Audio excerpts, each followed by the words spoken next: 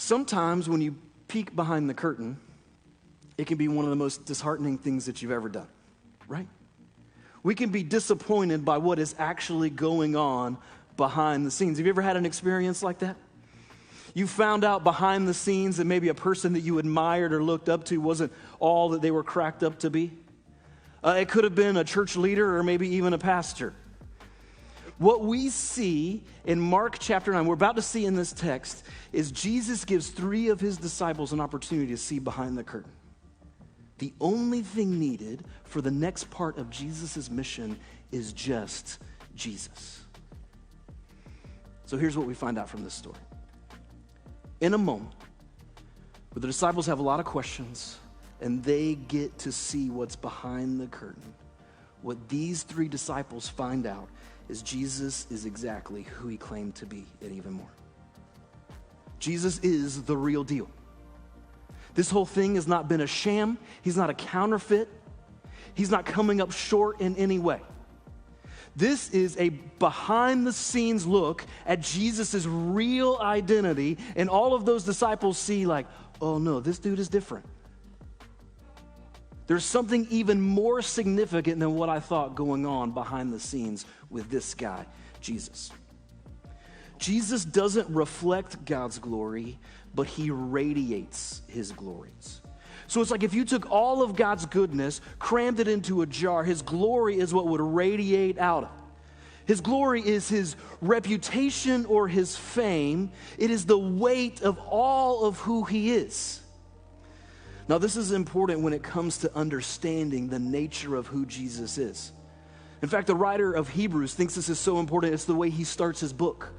In Hebrews chapter 1, verse 1, he says this: long ago, at many times and in many ways, God spoke to our fathers by the prophets.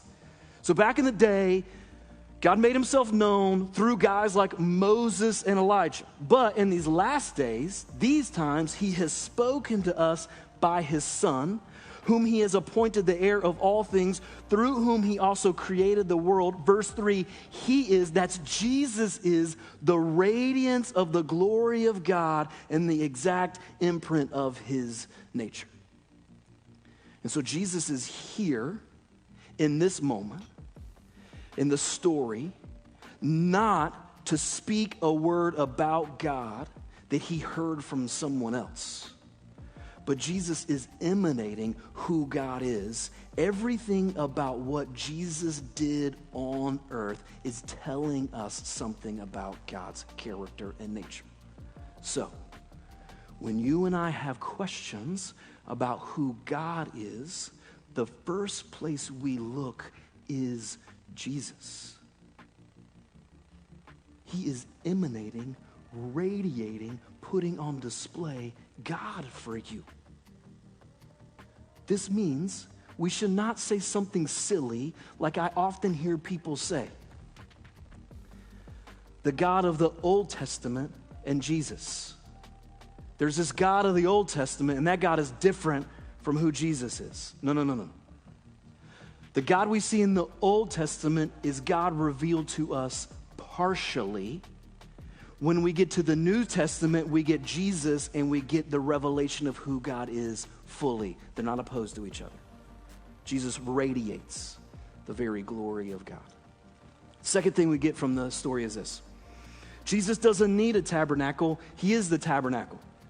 Jesus is the place where God dwells. You see that? This is what John tells us in John chapter 1. That the God dwelt among us, that word is the same word. God tabernacled among us. Jesus is what Isaiah promised, Emmanuel, God with us. That Jesus is God showing up in person. In fact, the reason Jesus came, in part, was to make sure that you knew exactly what it would be like to walk around in God's presence. Number 3. Jesus is not an add-on to the law and the prophets. He is the point of the law and the prophets. So here's what we see in this story. The law giver, Moses, shows up, and the prototypical prophet, Elijah, shows up, and they have a discussion with Jesus, but it is not about Jesus. doing what some sort of restoration to the law, or it's not about Jesus doing some sort of mission that Elijah has for them. Does that make sense? Instead, they're talking about what Jesus is going to do. That Jesus' departure or his exodus or his death, what he's going to accomplish in Jerusalem, is the point of the law and the prophets. Which is why at the end of this story, the Transfiguration, Moses and Elijah are gone. It's just Jesus. Just Jesus, his future death and his future resurrection. The entirety of the Old Testament points this way.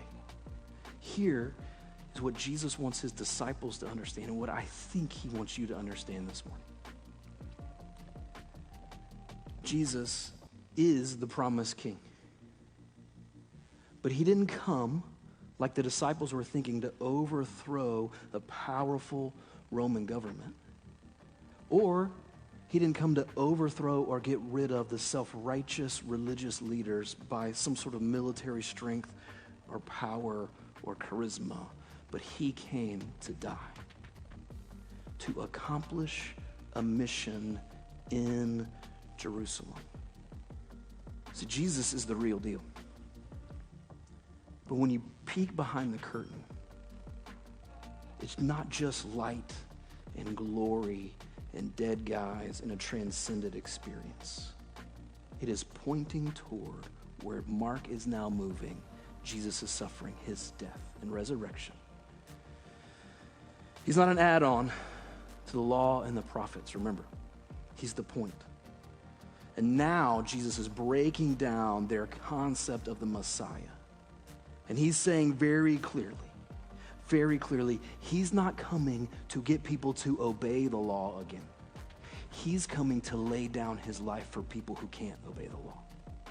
And he isn't coming as a prophet like Elijah pronouncing judgment on the people, but he is coming to absorb judgment for people in their place, to be judged instead.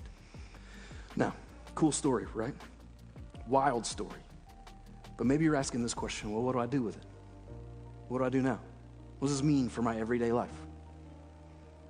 I think the instruction's right in the middle of the passage. I think what Jesus would have for you to do is the same thing that God instructed those 3 disciples to do. This is my beloved son. This is identity.